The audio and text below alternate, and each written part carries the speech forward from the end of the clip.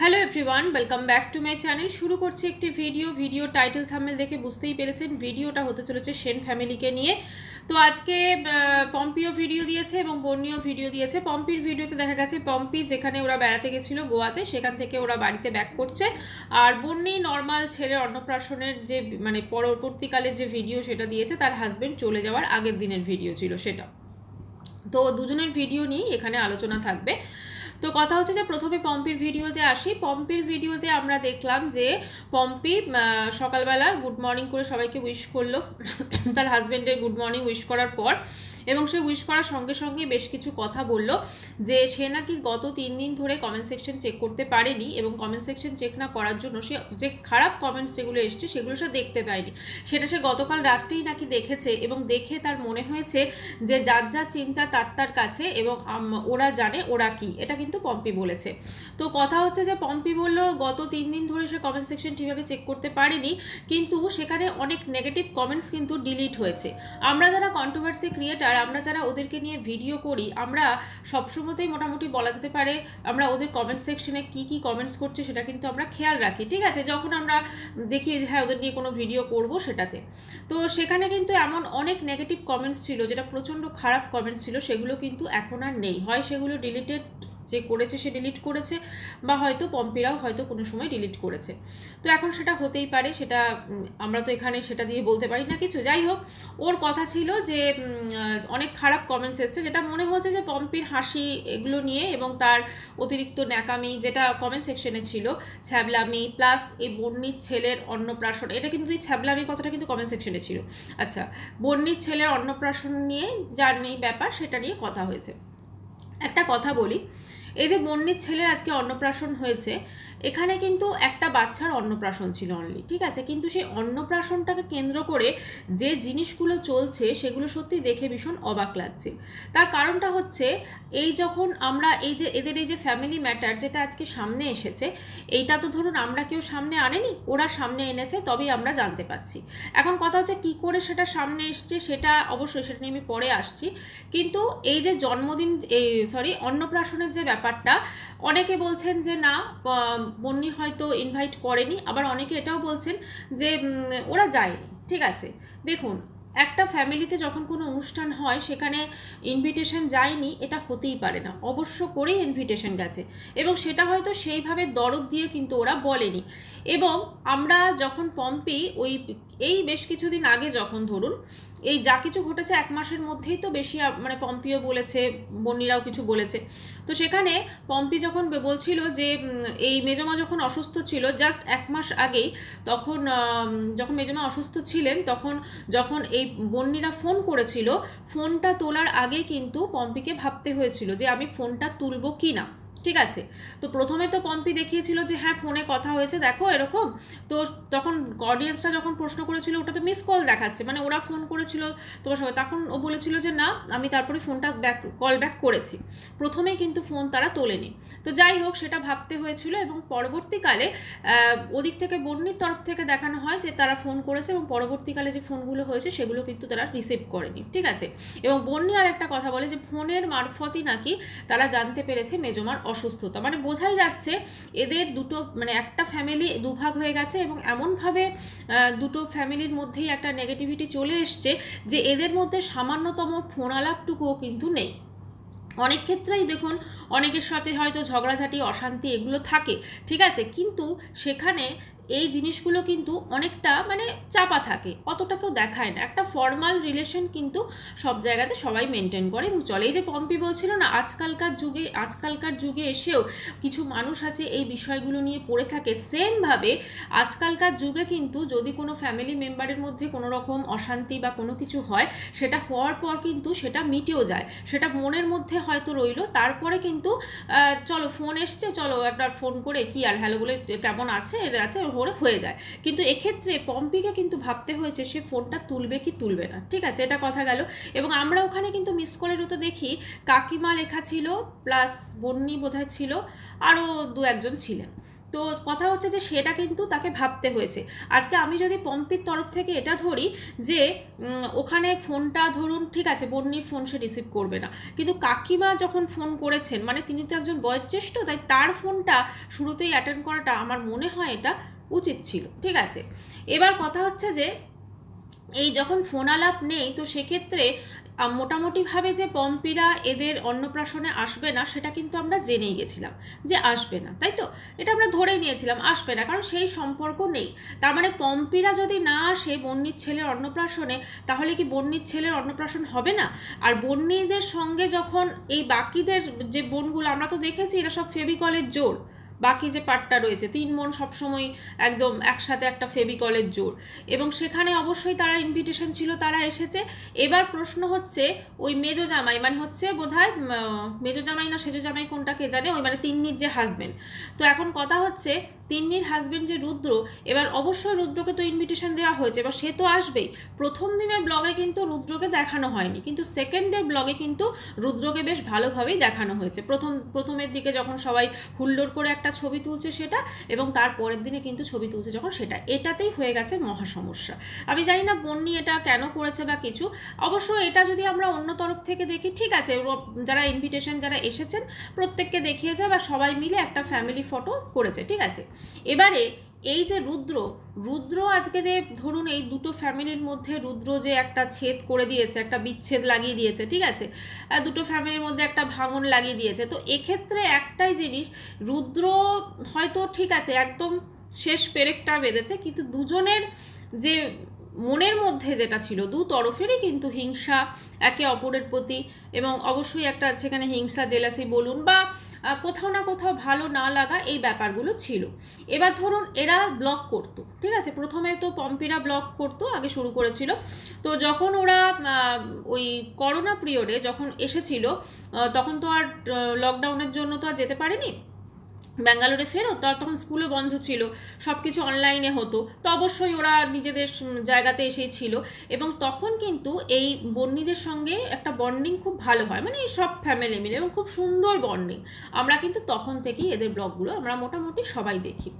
তারপরে একটা খুব সুন্দর সম্পর্ক হলো, এবং এক এক করে কিন্তু এখানে দেখবেন ওই বন্নির বিয়ে, তার আগে না বন্নির বিয়ে হয়েছিল, তারপর তিন্নির বিয়ে, এই দুটো বিয়ে বাড়ির যে ব্লগ, প্রত্যেকটা মেহেন্দি অনুষ্ঠান এবং তারপরে হচ্ছে আপনার আশীর্বাদ সেরিমনি যেগুলো থাকে সমস্ত কিন্তু ব্লগিং, মানে একটা যে ধরুন ব্লগ চ্যানেল যখন গ্রো হয়, ঠিক আছে, অবশ্যই তার নিজের কন্টেন্টের স্বার্থে গ্রো হয়। কিন্তু আজকে বন্নি যেমন পম্পির ব্লগ দ্বারা পরিচিতি পেয়েছে, ঠিক সেরকমভাবেই পম্পিও কিন্তু তার চ্যানেলটা যে এটাকে অস্বীকার করতে পারবে না। আমরা যদি পপুলার ভিডিওতে গিয়ে দেখি যেখানে সব থেকে বেশি ভিউজ হয়েছে, সেখানে কিন্তু তার মায়ের সঙ্গে একটা ভিডিওর পরই কিন্তু পরপর করে আপনারা দেখবেন এই সেনবাড়ির বিভিন্ন অনুষ্ঠানের ভিডিও আছে, সব থেকে বেশি ভিউজ হয়েছে কিন্তু সেই ভিডিওগুলোতে, ঠিক আছে। মানে কোথাও না কোথাও এরাও কিন্তু সব একসাথে জুড়ে ছিল।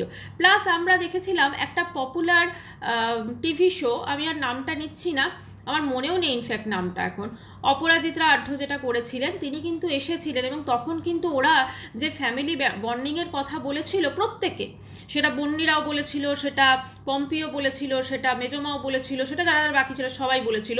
তো সেইটা শুনে আমাদের সত্যি কথা মনে হয়েছিল, মানে একটা আমরা চোখের সামনে এরকম একটা জয়েন্ট ফ্যামিলি দেখছি, সত্যি যে জিনিসটা হয়তো এখন খুব কম দেখা যায়।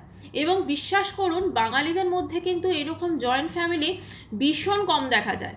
আদার্স কিন্তু মানে অন্যদের কিন্তু দেখা যায়, ঠিক আছে, মারোয়ারি বলুন পাঞ্জাবি বলুন, তাদের ক্ষেত্রে কিন্তু জিনিসটা তাদের মধ্যে না মনের মধ্যে অত হিংসা জেলাসি এগুলো থাকে না, তো তাদের মধ্যে কিন্তু বন্ডিংটাও খুব ভালো থাকে এবং দেখা যায়। সাউথেও কিন্তু দেখা যায় ভালো, কিন্তু বাঙালিদের মধ্যে আপনি দেখবেন যে এই ধরনের যে একটা জয়েন্ট ফ্যামিলির যদি আমি প্রকৃষ্ট মানে এক্সাম্পল দেখি ভীষণ কম দেখা যায়, এবং সেটা কিন্তু সেন ফ্যামিলির মধ্যে ছিল, আমরা কিন্তু দেখে সেটা বুঝেছি।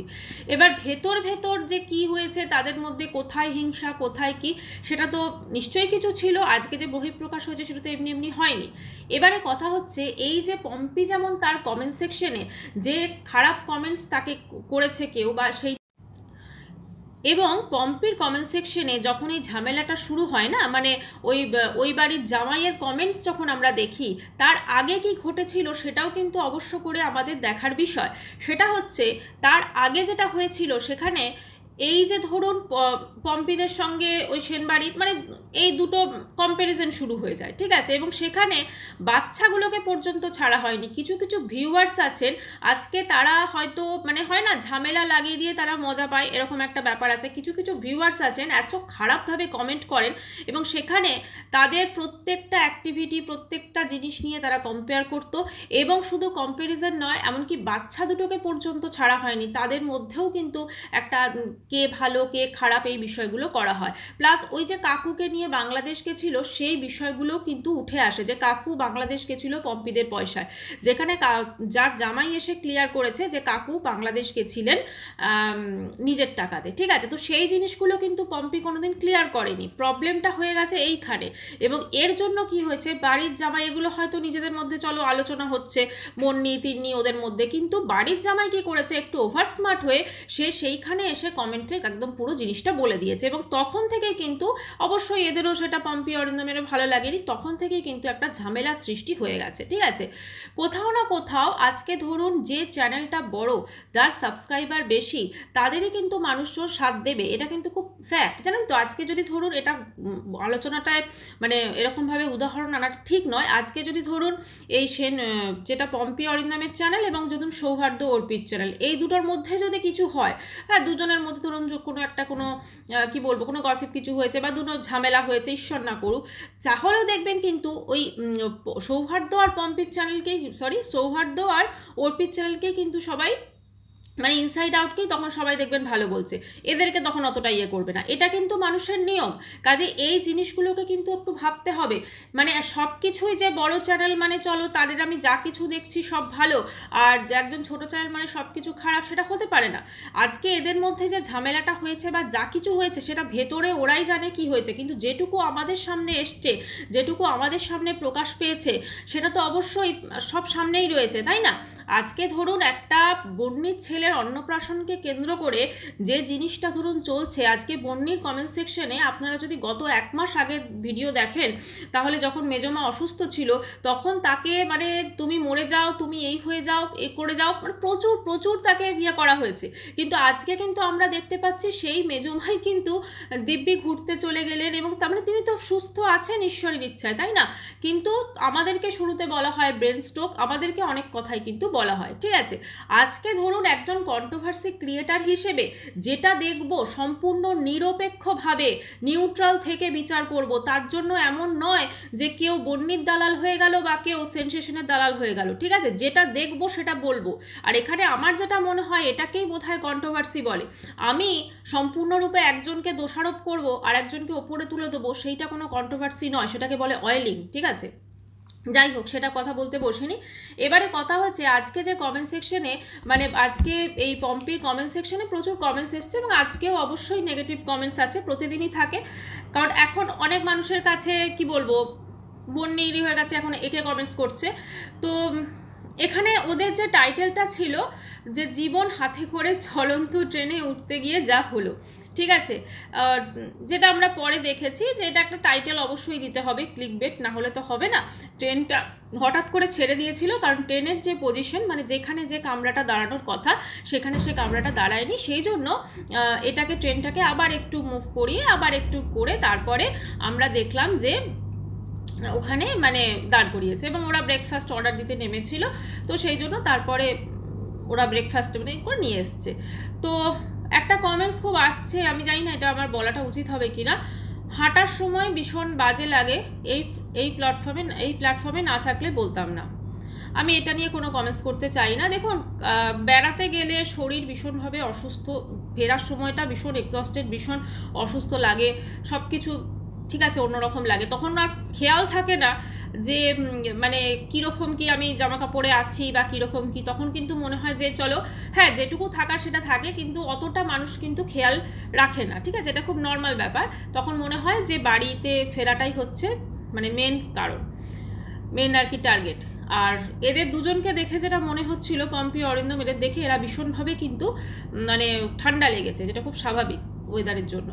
আচ্ছা, এবারে একটা কথা বলতে চাই, সেখানে হচ্ছে পম্পির এই ইয়েতে আপনার কমেন্ট সেকশনও আছে, প্লাস যখন মেজমা ট্রেনে উঠছিলেন, ঠিক আছে, যেহেতু ট্রেনে তো আমরা জানি 3টে করে সিঁড়ি থাকে দূরপাল্লার ট্রেনে, তো সেখানে একটু ওনার উঠতে সমস্যা হচ্ছিল এবং সেখানে পম্পি আগে ব্যাগ ট্যাগ সমস্ত কিছু নিয়ে এবং মেয়েকে নিয়ে উঠে গেছিল এবং তারপরে যখন মেজমা উঠছিলেন তখন আর কি অনেকে দেখলাম কমেন্টস করেছেন, তুমি ক্যামেরাটা, মানে অরিন্দম কপুর যেটা বলছে, তুমি ক্যামেরাটা রেখে আগে মেজমাকে উঠতে হেল্প করতে পারতে। আসলে এরা ক্যামেরা অন করে করে এমন একটা অভ্যেস হয়ে গেছে, সব সময় ক্যামেরাটা অন থাকে, তো মানে ক্যামেরাটা যে অফ করতে হবে সেটাও ভুলে যায়।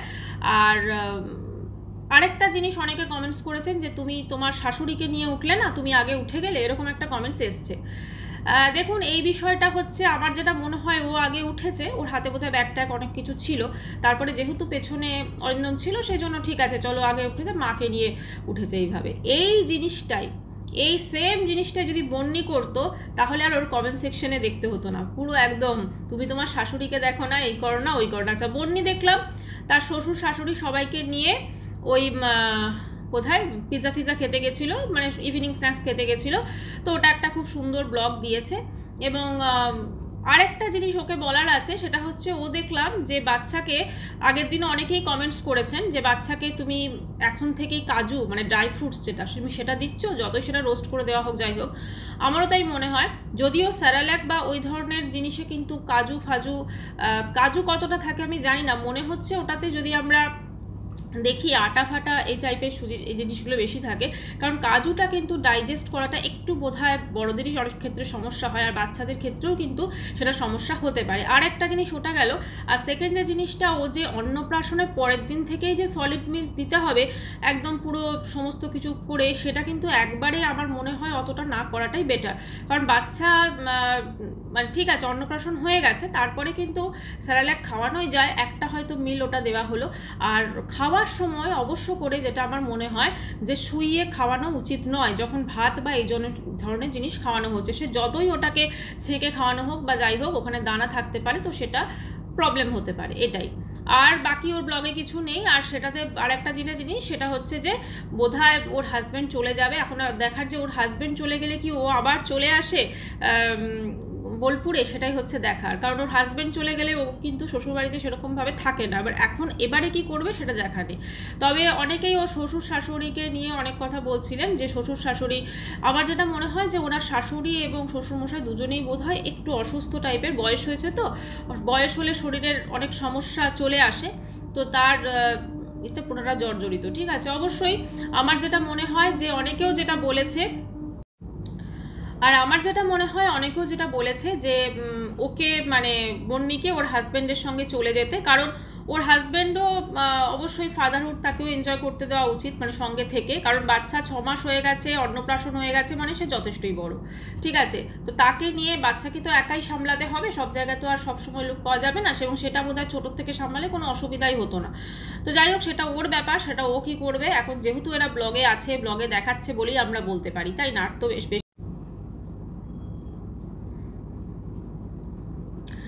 একজন কমেন্টস করেছেন, খুব মানে কমেন্টসটা আমি একটু পড়ছি, সবাইকে সেনসেশনকে ভালো বলতে হবে বলো, পাবলিক প্ল্যাটফর্মে ঘরের জিনিস লোককে দেখিয়ে রোজগার করছো। আচ্ছা, মানে একটা জিনিস তো ঠিক যে মানে সবসময় ওদেরকে ভালো বলতে হবে, ওদেরকে খারাপ বলা মানে তুমি বিশাল খারাপ, ঠিক আছে, এটা হচ্ছে মেন কথা। তুমি ওদের ভুলগুলোও বলতে পারবে না, এটা হচ্ছে মেন কথা। মানে ওরা যা করবে সব ভালো, যেহেতু বড় চ্যানেল, বড় সাবস্ক্রাইবার, সেই জন্য, আর তুমি বাকিরা যা কিছু করবে সব খারাপ, এটাই হচ্ছে মেন কথা। আচ্ছা, এবারে এদের ব্লগে যেটা সব থেকে মেন একটা অ্যাট্রাকশন ছিল সেনসেশনের ব্লগে, সেটা হচ্ছে দুধসাগর ফলস। তো দুধসাগর ফলসটা সত্যি অসাধারণভাবে ক্যাপচারও করেছে, খুব সুন্দর ক্যাপচার করেছে, মানে বেশ ভালো লাগছিল দেখতে। এবং মাঝখানে দেখলাম একদিকে পাহাড় বা সব কিছু দেখাচ্ছিল।